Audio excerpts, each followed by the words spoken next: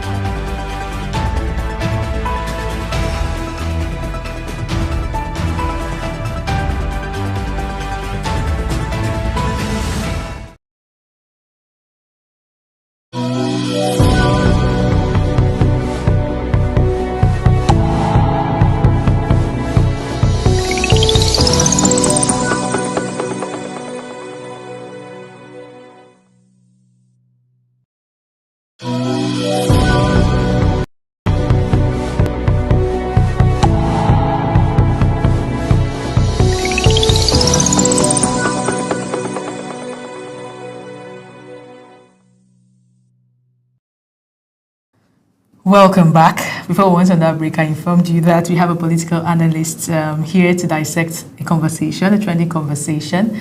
We're talking about leadership change and the fact that Yahaya Bello enters the 2027 Senate race against current Senator Natasha Akpoti-Uduaghan. We're here with Mr. Solis Omulaye to help us analyze the situation. You're welcome to the conversation, sir. Thank you so much. It's a privilege to join once more.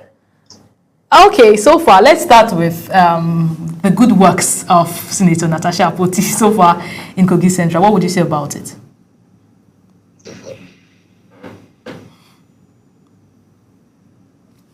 Are you there, sir? Voice is breaking. Can you hear me? Can you hear me? The voice is breaking. Okay, let me take the question again. Are you there? Can you hear me clearly now? Yeah, I can. Okay, so I said let us start by analyzing the progress so far. How would you describe the works of Senator Natasha Akpoti so far in Kogi Central? All right. Again, I would say that beyond what we expect as ordinary citizens, Senator Natasha Akpoti has done well. Currently, as Senator representing Kogi Central, she has been able to get in touch with the people at the grassroots level with lots of empowerment and also some infrastructural development within the Central Senatorial District. And I think if we are to match her performance, I in particular will say she has done well. Okay, Mr. Solis, from your perspective as someone closely connected to Kogi Central, what does Yahaya Bello's entry into the 2027 Senate race represent politically? Is this a return of relevance, a strategic repositioning, do we call it that, or do we say it's a genuine response to the needs of the district, something that has not been done in the past or the current administration? All right. With respect to Alhaji Bello coming into the contest, I would like to point it clearly that he did not announce his intention to contest for Kogi Central senatorial seat. Okay. He announced, or better put, he accepted the call to contest for such seat. He accepted the call. So it is not. He accepted the call to contest for such seat. So who are the ones that Over called? some Who called for this? Thank you. Over some months, we have had pressure groups, individuals, government, Kogi State government officials, APC party stakeholders who have beckoned on him and have pleaded with him that he is needed to represent Kogi Central at the Red Chamber. And within this month, we have had public outcry of these people calling on him, beckoning on him to contest. So just last week or thereabout, he came home officially, visited the father of the land, and at that point, he accepted the call to contest for the senatorial seat. I'm quite curious. I'm quite curious. Why would people, call on him when there is already a current senator? And like you said, she has been doing an amazing job so far. So why is there such a quest for change in leadership? Thank you for this question. It's very vital for some things that we might not see at that surface. I would like to make it clear that bringing infrastructure to the people is very important. But more important is making it functional for the benefit of the people. As I've earlier said, the current Senator Natasha Akpoti-Uduaghan, is doing well by her own personal contribution and personal effort, if I should say, in bringing one or two, we name them. For example, in her hometown, she built some markets, shops in two different environments. She built schools in the Fulani setting of Osara. These are wonderful developmental infrastructures. But come to think of it, are they really functional? And what is the longevity of the functionality? For example, the police station, as I speak, is over a year she commissioned the police station. Are you with me? Yes, sir, I'm with you. I'm with you, please. Go ahead. Are you with me? I'm with you, please. Go ahead. Yeah, it's over a year or more that the police station was commissioned at Tihima. As I speak to you, right now, it is not functional. That is interesting. It is over a year she announced the building of school at Osara. And few months ago, she unveiled the school. But we can see that if she is senator for 4 years, who is going to be in charge of such school if she is no longer at the helm of affairs? Remember that the building alone does not make an institution functional. It entails several administrative efforts and most times government contribution.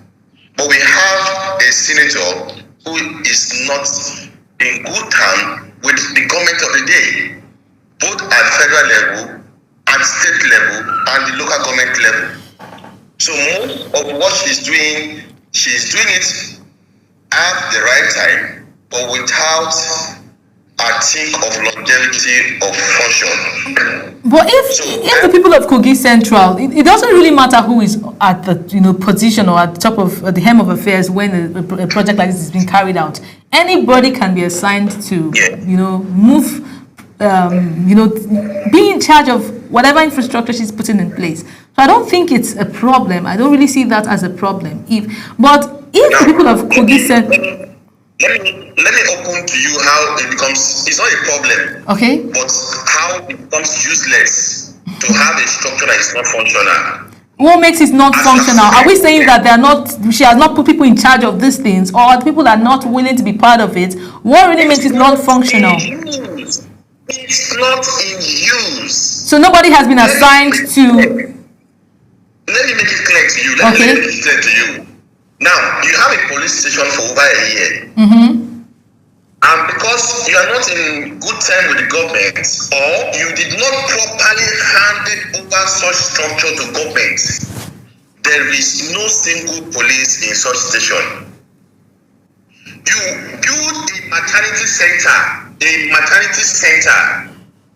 and because you have commissioned it for the public to see, but not yet handed over to the government or even to the locals, there is no single nurse, not even chill, in such maternity institution, in such maternity hospital. It becomes useless. It's not functional. If she wants this to be functional, the best thing is to hand it over to the community or to the local government or to the state government for it to have a proper administration, proper dispatch of resource personality, and for it to be properly put in use. But as I speak to you now, I'm not denying the fact that these things are there, but I'm telling you the fact that it has not been put to use. So we're saying that nobody has used the maternity center up until date. Of course, I'm telling you what I know. That's quite interesting. I'm telling you what I know. And it is, are we for sure that, she has, done what she needs to do, and maybe she's not getting the support she needs from the people? Because she has not done anything. She has not done anything concerning proper handing over of such structure to either the locals or the state government or to the federal government. She has not done something of that nature. Well, that is quite interesting, right? That is interesting. Yes. Now, on the other hand, we have Yahaya Bello entering the race, as the topic says. Can we really just look at the progress of Kogi State? Yahaya Bello has been a two-time governor of Kogi State. In that 8 years of service, what significant change can we really point to and say this is what was done during his time? All right, thank you. Alhaji Yahaya Bello, as governor of Kogi State, has repositioned the state for development. He is the first governor that has brought up a 32 years developmental plan, which right now the current governor is working with and having results. That is first. Secondly, he is the first governor that built ultra-modern hospital in the 3 central districts of Kogi State, and right now they are functional. The one he built in his local government for Kogi Central Reference Hospital, Okene, now has been turned into a teaching hospital. This is a mega hospital that has given not only Kogi State, but most people in the Emirates, Nigeria, hope due to the functional equipment, international equipment. You have a hospital with a functional hyperbaric chamber, a hospital with functional CT scan, MRI, and several functional health systems you can't get around. And I can speak to you, it is functional. He makes sure that it is functional to the people. At first, he wanted to give it to private sector so that they can handle it better. But because of cost, the state government took over. Immediately, he found that it will not work to the benefit of the masses. And right now, the people are happy with it.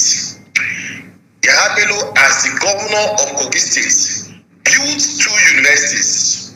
As I speak to you, the two universities are functional. The first university, which is Costech University, Osaya, Conference University of Science and Technology, Osaya, has done their first convocation, not matriculation, I mean convocation. That's interesting.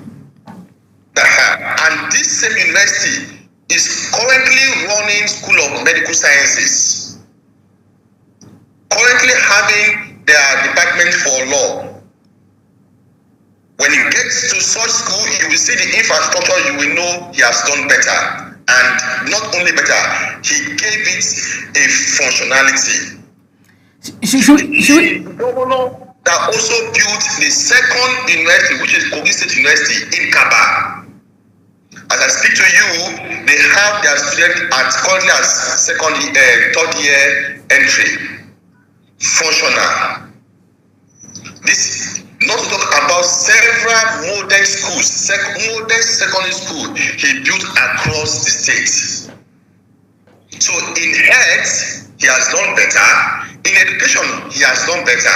In security, this is the governor that won several awards as the best governor in security.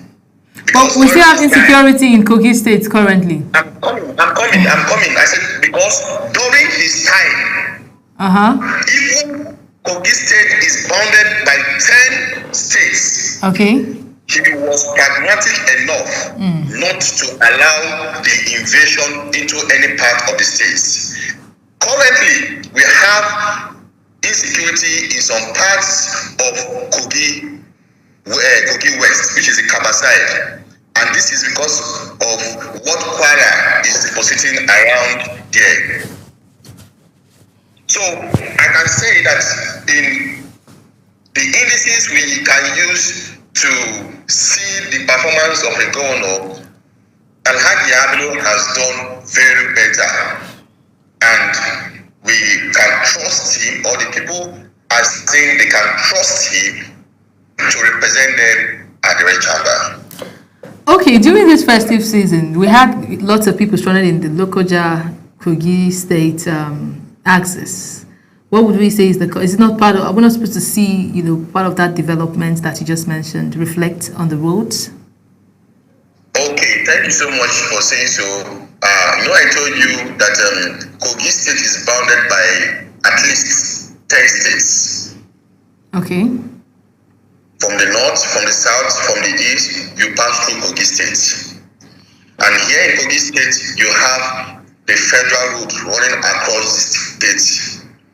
What happened at December happened at Kotokarifi. Yes. A federal route, two-sided road, and the federal government is already working at one side of the road. Because of time that they have spent on that side of the road, the other road becomes deplorable. This is a federal government challenge, not a state government challenge. But we should see collaboration. We should see collaboration to make sure that these things are done quick and fast. The collaboration comes in. Let me come in now. The collaboration comes in that when Governor Abelo was on seat, such incidents happen in most parts of Kogi State, not only Kotokarifi. Okay. But Governor Abelo as governor placed on himself to dualize the road from Kaba Junction, that is Zaria again, down to checkpoints, several kilometers of road. It was during his tenure, he made a bypass that can take the easterners through Danaja and through Okene bypass without undergoing or experiencing gridlock. I mean, this is verifiable projects that he did as governor. And as I've said, the road that caused this problem in December is road that is already handled by the federal government. The collaboration that came in was the collaboration of having alternative routes when the incident escalated, and the state government quickly swung into action, provided an alternative route, and that was how the issue was solved before on the 22nd of December. Okay, during the period where Senator Natasha Akpoti-Uduaghan was suspended from the House of Representatives, there are plans to recall her. There were plans from the Senate, please. From the Senate, sorry, from the Senate. I beg your pardon. From the Senate, there were plans to recall her that period. There were plans which did not work out. I mean, it totally failed, according to the reports we had. So, if that plan actually failed, what is the hope that former Governor Yahaya Bello would come and just defeat her come 2027 if the people of Kogi Central refused to recall her? Who are those that actually are pushing for, or that give Yahaya Bello the mandate to go and run again, like you said, and he accepted? At this part of the people that tried to recall her and then it didn't work out. All right. The question is, recall process failed. Okay. And I remember the last time I was opportune to be on air with you. Yes. I made an explanation that what makes that recall process to fail is not the people, it's not the votes. It is the stringent method for recalling that failed. Okay. Take for instance, we have a process of recall where you need almost 100%. You need 50% of the total PVC collected for a recall of an election where we did not have up to 30% voters, 30% of the PVC collected as voters. Okay. Let me break it down for you. For example, you have 1,000 PVC collected. Are you with me? Yes. In the Central District, for example, and 300 people voted for and against Natasha, which made her to emerge as senator. Okay. And you are requesting for 500 votes to recall her. It is a cumbersome process that is designed to fail on itself. So why was it done in the first place? If they knew that it was a cumbersome process, why did they carry out that cumbersome process in the first place? Knowing, I feel like the people did that to air their displeasure on her. The total people that voted for and voted against her did that to register their displeasure for what she was doing at the Senate. Okay, so how would you compare the political weight and influence of former governor of Kogi State, Yahaya Bello, and Natasha Akpoti within the Kogi Central? Do you really see this as a, tough battle, or do you see this as an easy win? When we're contemplating on who we take, are you with me? I'm with you. Go ahead. Are you with me? Yes, I am. I'm with you. Go ahead, Hello? please. Go ahead. I'm with you. Hello? Are you there? I'm with you. Go ahead, please. The network is bad over there. Okay, might have to reconnect and call you back. All right, viewers, I guess we go for a quick break. When we return, the conversation continues. Of course, it only gets more interesting, so don't go anywhere.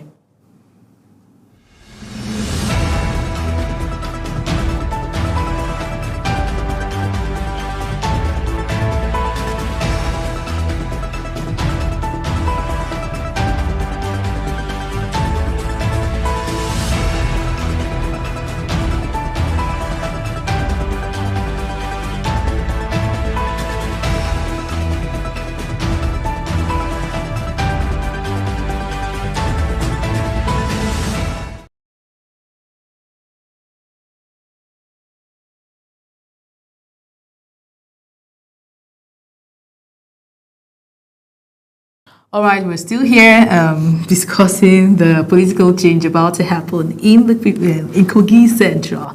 Yahaya Bello entering the senatorial race for the 2027 elections, and we are here with a political analyst from Kogi Central, Solis Omolaye, and he is helping us dissect what are the pros. Of course, I have not seen any cons from what he has said so far, but we are still in the conversation. Thank you very much, sir, for staying with us. Thank you for having me around. Okay, so I don't know if you got the last question I asked before the glitch. I was saying, do you see this battle as an easy one for Yahaya Bello, or do you see it as a tough one for him?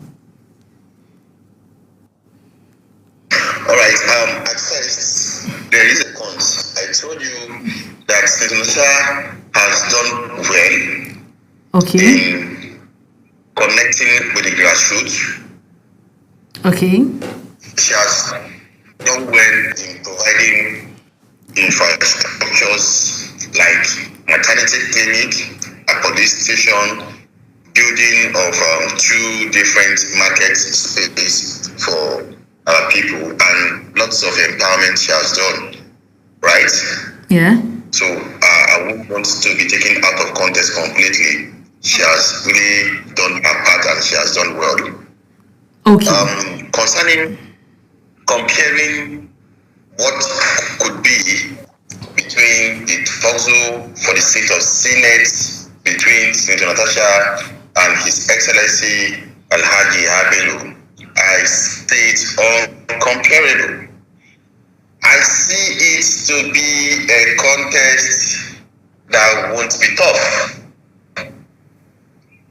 That won't be tough. Did you say won't or did you say will? It won't. It will not be tough. It won't be tough. It won't be a tough one. For former governor of Kogi State, for His Excellency Yahaya Bello. All right. It won't be tough for both of them. For both of them. Let me put it clean to you. What I mean. Okay. It won't be tough for Senator Natasha Apoti to lose that election.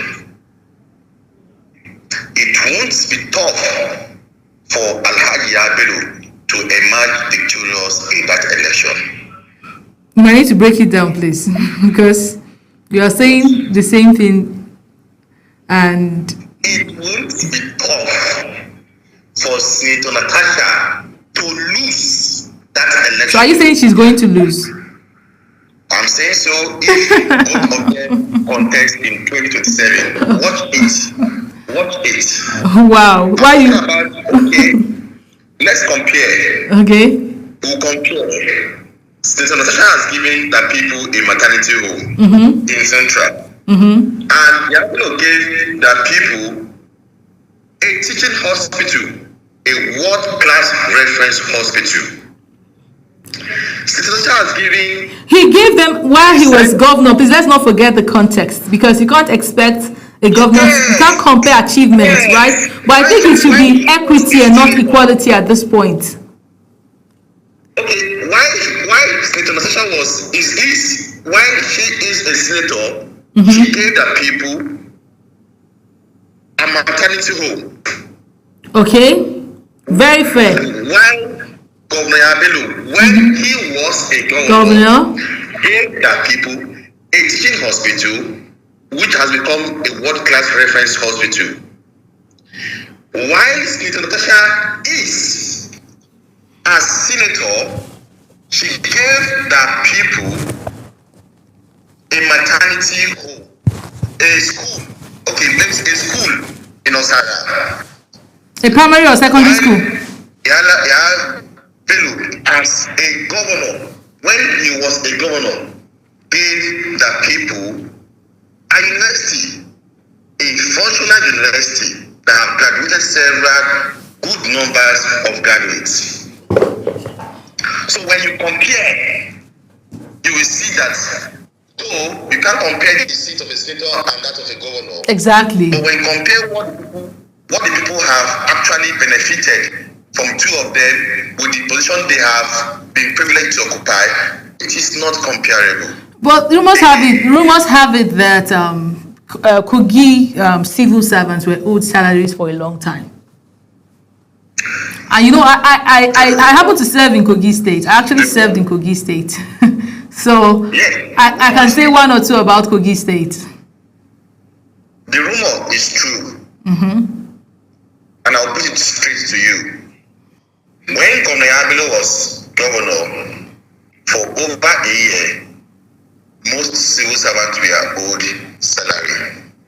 Okay. And that was the time he said he was repositioning the civil service because of the good number of ghost workers that he met in the payroll.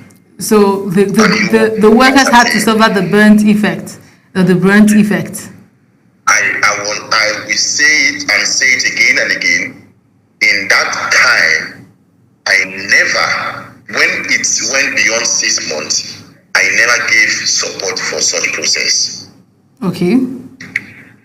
I, Solis Omolaye, when the screening went beyond 6 months, I withdrew my support for such process. And I know many co-guides that suffered that process. Nevertheless, the aftermath of that process was a good one for the people because most of them got their salary. Like my own personal dad, was not paid for 11 months. Wow. After the protest, my dad was given 10 months arrears. After the process? Yes, after the process. Okay. My dad was given 10 months arrears. So you say all of them were compensated. Everybody benefited from that compensation. I am speaking for my dad that stayed through the screening process. Are we sure this was replicated across every civil servant? I don't know. I cannot ascertain that information. But I knew several of them that were not civil servants and they were of the government.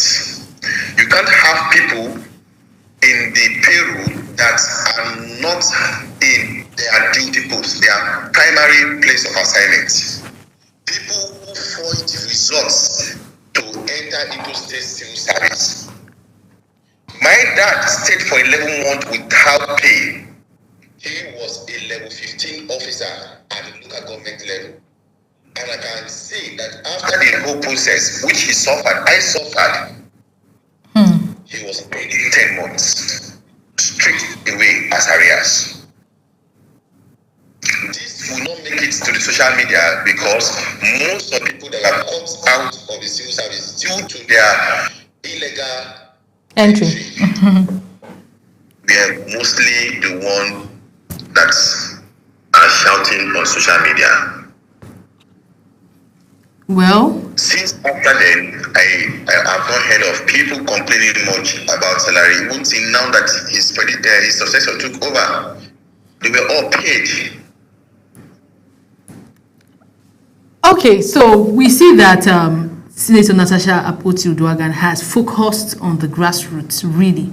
But can we really say same of His Excellency Alhaji Yahaya Bello?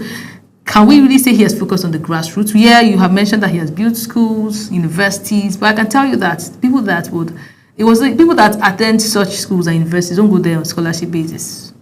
We can all agree to that. So, based on grassroots, I really see that Senator Natasha has done more work based on the grassroots level, and I see it as an edge for her. I don't know if you think otherwise. You are seeing it from the social media perspective. Interesting. Of course, you are seeing it from social media perspective, and most of the locals are not on social media as often as we are. Governor Abelo was at home for over 2 weeks. December, Senator Natasha was nowhere found at home in the month of December. And she could have gone for her holidays, a vacation or something. I think she mentioned that on her social media platforms. But we also see her when she was in the village, when she was at her constituency, and we see the love and the support she gets. The month of December The month of December is the month where everybody comes out to celebrate. People comes home to celebrate with their family. Yabelo was right at home, attending functions, programs, celebrating with the people in the stadium. I'm telling you what happened recent when they do Obi Kuba chief priest, others were invited to celebrate with Ebira people in our Dam Foundation basketball program. He was there all through from the beginning to the end. He celebrated with the people, danced with the people, ate with the people, and you are saying such person is not at the grassroots? I'm quite curious. What stopped Yahaya Bello from, going for this position last elections? What was the reason? Was he, I don't know, maybe you enlighten us. Why now? Why now? Why didn't he contest 2023 for the senatorial seat? We all know he has a bigger plan 2023. We all know he had a bigger plan 2023. That after a successful 8 years of repositioning Kogi State, he thought it wise to do same at the national level as the president of the nation. We saw a lot of people, we saw a lot of our politicians coming with that whole narrative or with that same ambition, and somehow when the plans didn't go as they want, they just switch back to, the senatorial race and all of that. We see it happening over and over again in Nigeria. No, of course, if you just wanted a position, you would have gone for senator at 2025, right? Yes. Could have gone for the senatorial position. But no, what he said was that he wanted to reposition the country. Now you ask me why now, right? Yes, why now? Why now is the question. And I told you that at first he was waiting patiently for the right time to do what he want to go for. But the people are saying we can't wait for too long. Knowing fully well that he has given his support for President Tinubu to go for his second term as a party loyalist. So the people said we can't wait for you for another 4 years to sit at home and watch this continue to go on. Please come and represent us at the Senate level, depending on when you will want to go for a presidency. Okay, so that's a place for him to chill and while away. Is it a place for him to while away time? Depending on not while away time. I pointed it out to you the reason why they are calling on him to come and effect the change that they have not seen. They wanted someone. The people wanted someone that can connect the central district with the federal, align it with federal government to have a functional dividends of democracy. But we see Senator Natasha doing that already. She is positioning. I explained to you that she is doing her best, but her best is not functional at the grassroots. At this point, it's not for the grassroots to now look for a way to, resolve issues between Senator Natasha and maybe the state government and look for a way to synergize them. Because as far as we're concerned, we have all acknowledged that she's doing a great job, right? The problem is that she's not communicating with the right authorities or she's not communicating with the right people. So it's not a problem at this point now to say, okay, let us look for a way to connect her to the right people. Let's resolve whatever it is. We have done that severally. Last time I was with you in this program, I told you that one of the assignment or one of the challenge she has to surmount when going back after the suspension is to reconnect back with the Senate leadership and other colleagues. I said so. And that is the first assignment she has to do, to reconnect with the Senate leadership, reconnect with her colleagues at the Senate. As I speak to you, I have not seen such reconnection.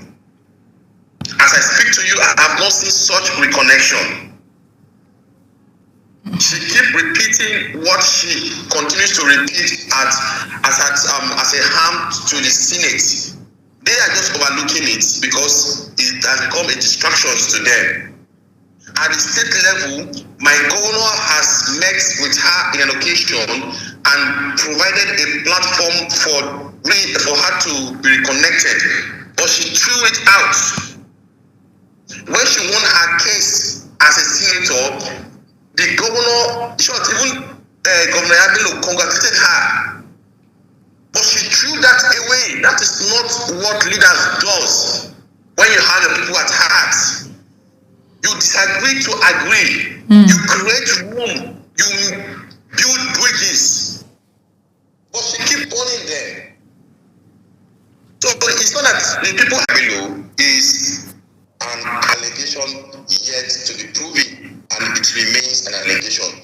I am quoting EFCC. Whatever case they have against Governor Abelo is an allegation.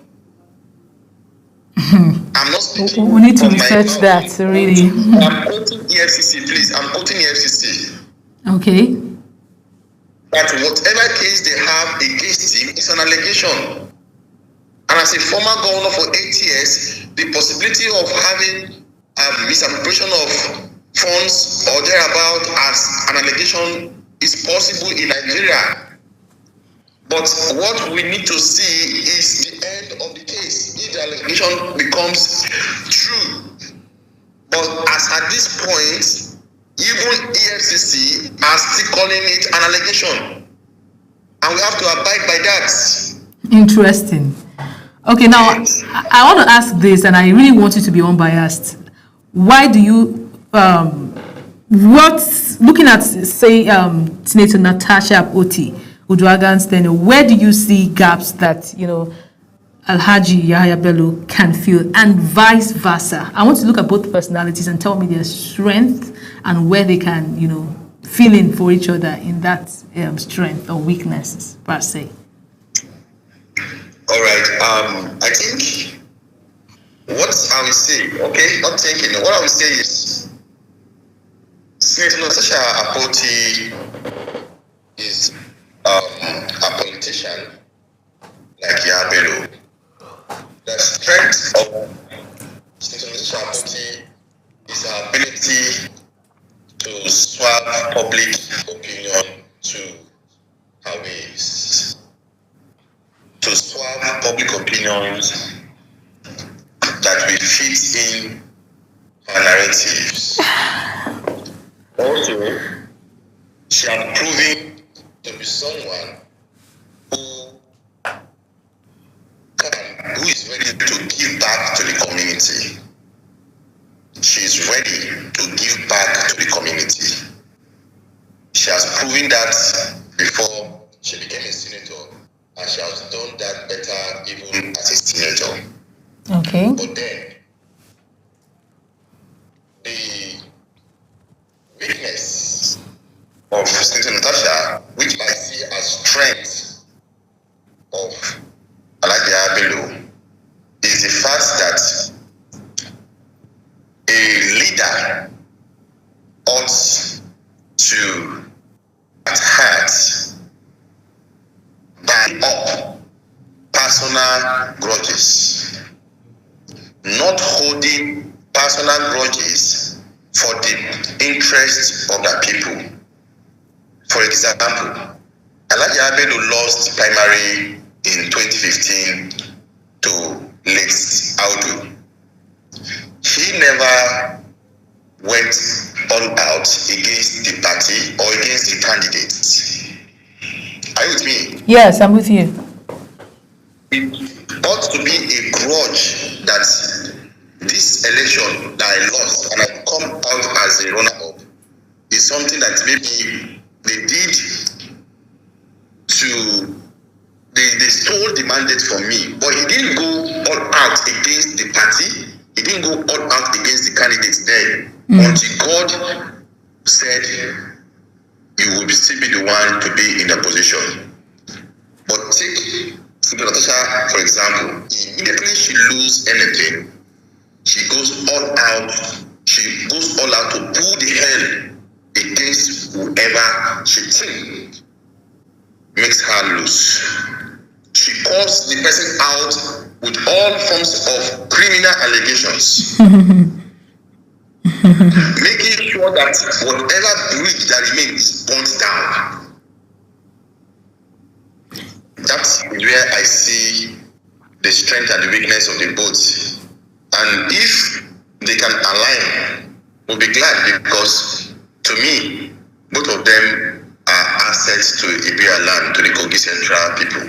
And if we continue to have them in the space of politics, we will enjoy better. We will enjoy better. Okay, so how do you see women and youth, responding to this? The women and youth of Kogi Central. Yes, exactly. With the body language I have seen across, most people are saying, wow, how we wish it is not Governor Abelo that is coming to contest. Would have given Senator Natasha another opportunity to continue. But there's no way you have a good asset and you choose a good asset over a better asset. So it's a case of good and better. A good senator, but here again we are going to be having a better one. What is the lesson? What's the lesson to learn from the whole situation? If I may ask. The situation is evolving. It's not yet concluded. 2027 is still far away, but it's just by the corner. Yeah. To me, I like how it all happened this time around, except for one thing. Okay. Natasha knows that she is an opposition, and she's doing very well to make sure that she maintains the position by making the people know that she's not just occupying that seat, but she's ready to give back to them, to the people. And nevertheless, Governor Abelo is an asset to the Kogi Central people that they cherish with all their hearts. Are you sure about this? Of course. Because of course. You're speaking as if you have someone, for example, if you have someone that have given institution that employs over 1,500 direct staff, just one institution, the teaching hospital is having over 1,500 direct staffs. Are you with me? Yes. And the university is having over 2,000 to 2,500 direct staff. Direct staff. People that were not having jobs at all before got job and they are well paid as we speak. With their families on ground. I'm not talking about the standard secondary school he builds around that also employ good numbers of people. There is no way that people will not come out to appreciate Governor Abelo. I hope we're clear that there are two different leadership positions. There's a difference between being a governor and the results are speaking. Legislative responsibilities. You have to mediate with your fellow representatives, right? To your fellow senators, rather, your fellow senators, to be able to give back to your people. It's totally a different ballgame. Unlike when you were a governor, you're in charge, in control of everything in the state. People will not understand that point now. The locals will not understand that point now. I understood where you're going to. Yes. That what he did as governor, he might not be able to do 1/10 of it as senator. Senator, exactly. Because right now the game has changed. He might even be there and think I'm here because it's a thank you process for me. I know what you're talking about, but you're talking about reality. That for 2027, people will give the total support to Yabelo as a thank you. And there's nothing that can change that. Well, I hope they'll be able to see what they want, because Nigerians should come to that point where we know every political position and what comes with it. right? We shouldn't start comparing a one-time governor and expecting that as a governor you did this for me. When you go there, you will do better. It's a different ball game, and these are part of the enlightenment that we need to throw out to the public, because elections is just a day, but the effects last 4 years. So Nigerians, the people of Kogi Central, needs to know all of these things before they make their choices. But then, let's also x-ray this issue from another view. How did Honorable become a governor? Or, let me say, how did he become a runner-up in the primaries that later made him the governor? Is because he has always connected with the grassroots. Well, that's a conversation for another day, because we all know how. That is before he became a governor. He has always known his way of reconnecting with the grassroots, connecting with the youths, making employment opportunities for people, even with his company then as Fair Plus transport company. Okay, empowerment and others. So again, capacity of a senator is someone that can bring bills that can favor a point. And we can see that in Governor. He's not a sluggish governor. He's an outspoken personality and someone who can stand by what he believes in, what he's convinced in. That was what he did during COVID-19. He stood his ground, and today he becomes a hero by what he saw then. All right. So as a senator, as an elite, I can see that he will do better as a senator by standing at the right place and standing rightly with the people. All right. Thank you very much. Our time is fast spent. We draw the curtains at this point. Of course, like you say, the situations are still unfolding. So we hope to have more conversations as things unfold. But I want to say a very big thank you to you for joining us today on Discourse. It has been an interesting one with you. Thank you so much, Mr. Solis Omolaye. It is a pleasure to be with you once more. We hope for the better, a peaceful 2026, progressive year into the election year. Thank you for having me. Thank you for being here. God bless you. All right, viewers, this is where we draw the curtains. An interesting conversation it is, and interesting events unfolding, like he said. So you guys, stay tuned, stay updated. I'll stay here because we bring every of it right here on Discourse. I have been your host, Priscilla Obasi, and this is me wishing you an amazing day. Bye for now.